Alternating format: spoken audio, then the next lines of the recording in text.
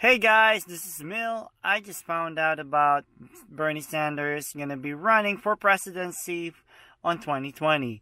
I think this is gonna be amazing, and I think it's gonna be a success for America. So let's check it out. So, Senator Sanders, you're going to run for president.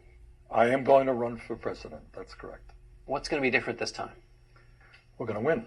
We are going to also launch what I think is unprecedented in modern American history, and that is a grassroots movement, John, to lay the groundwork for transforming the economic and political life of this country. That's what's different. And that's your theory, which is that without the groundswell, without the grassroots, you can't change the politics. That's exactly right. Look, John, somebody can come before you and say, look, I want to do A and I want to do B, and that's fine.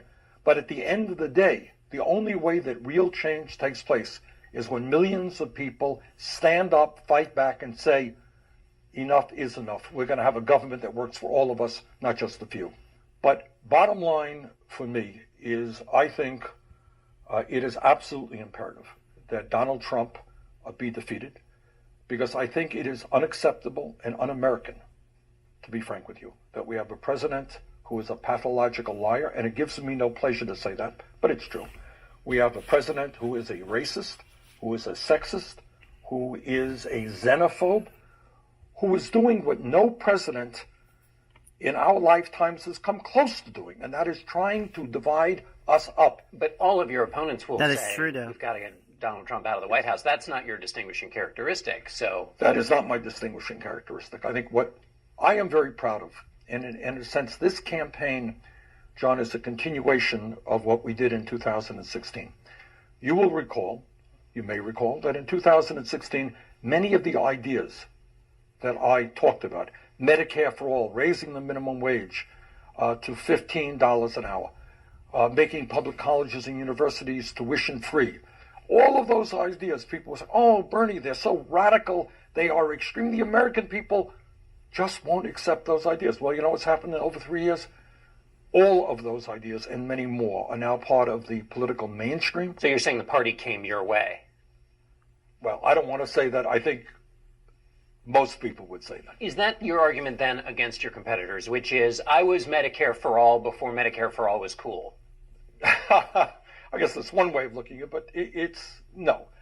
I know many of the people, certainly the senators who are running, and without exception, I am fond of them. They are, in some cases, my friends. Let me ask you on your Medicare for all. You have talked about the fact that polls show 70% are in favor of Medicare for all.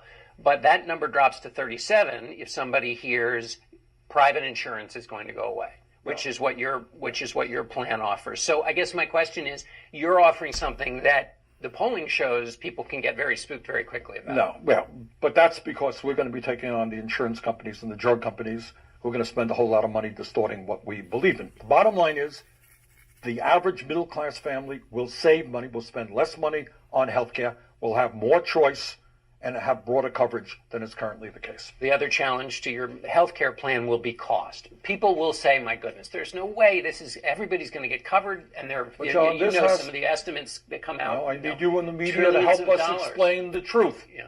No more out-of-pocket expenses. No more deductibles. The cost of prescription drugs is going to go down. We expand the kinds of coverage available for senior citizens. It's a good deal. Howard Schultz has now said he would not run as an independent if the Democrats nominated a moderate. Isn't that nice? Why is Howard Schultz on every television station in this country? Why are you quoting Howard Schultz? Because he's a billionaire. All right? There are a lot of people I know personally who work hard for a living, who make $40,000, $50,000 a year, who know a lot more about politics than, in all due respect, does Mr. Schultz. But because we have a corrupt political system, anybody who is a billionaire who can throw a lot of TV ads on television suddenly becomes very, very credible. So what Mr. Schultz, what is he, blackmailing the Democratic Party? If you don't nominate Bernie Sanders, he's not going to run? Well, I don't think we should succumb to that kind of blackmail.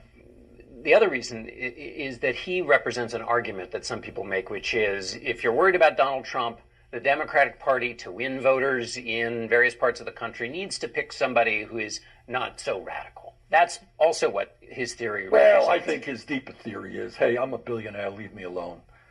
and let me make as much money as I can without paying my fair share of taxes. If he's a billionaire, he's thinking of running for president, suddenly he's a very famous guy. That is a problem with our political system. All right. Well, what do you guys think? Do you think that Bernie Sanders is going to be an amazing president, or is he going to win? He's going to be going for presidency on 2020, so it will be interesting. Well, if you guys have any idea or opinion or question, don't forget to subscribe. Hit me up here on YouTube. Have a good day, guys, and let's keep on the good fight.